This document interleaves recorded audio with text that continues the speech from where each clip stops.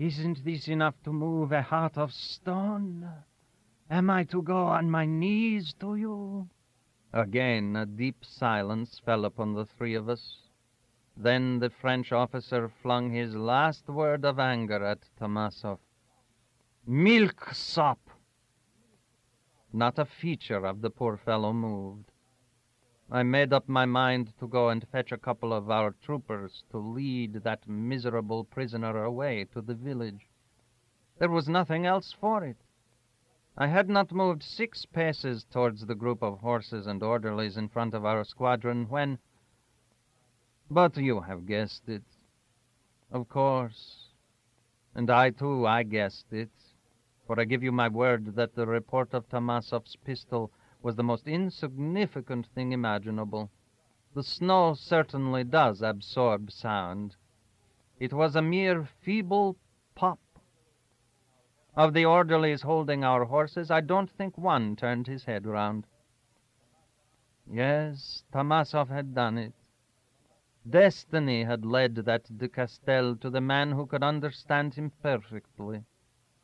But it was poor Tomasov's lot to be the predestined victim. You know what the world's justice and mankind's judgment are like. They fell heavily on him with a sort of inverted hypocrisy. Why, that brute of an adjutant himself was the first to set going horrified allusions to the shooting of a prisoner in cold blood. Tomasov was not dismissed from the service, of course, but after the siege of Danzig he asked for permission to resign from the army and went away to bury himself in the depths of his province, where a vague story of some dark deed clung to him for years. Yes, he had done it. And what was it?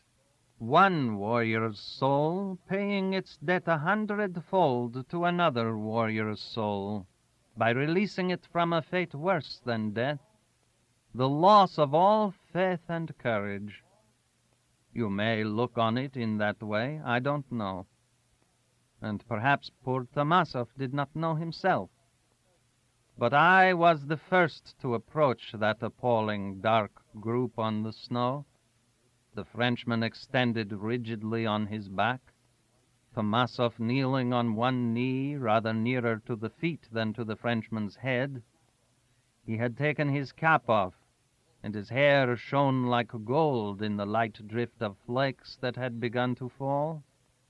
He was stooping over the dead in a tenderly contemplative attitude, and his young, ingenuous face, with lowered eyelids, expressed no grief, no sternness, no horror, but was set in the repose of a profound, as if endless and endlessly silent, meditation.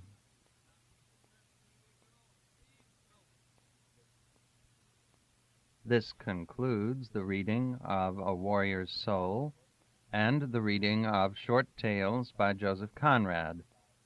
This book was read by Wolfram Kandinsky.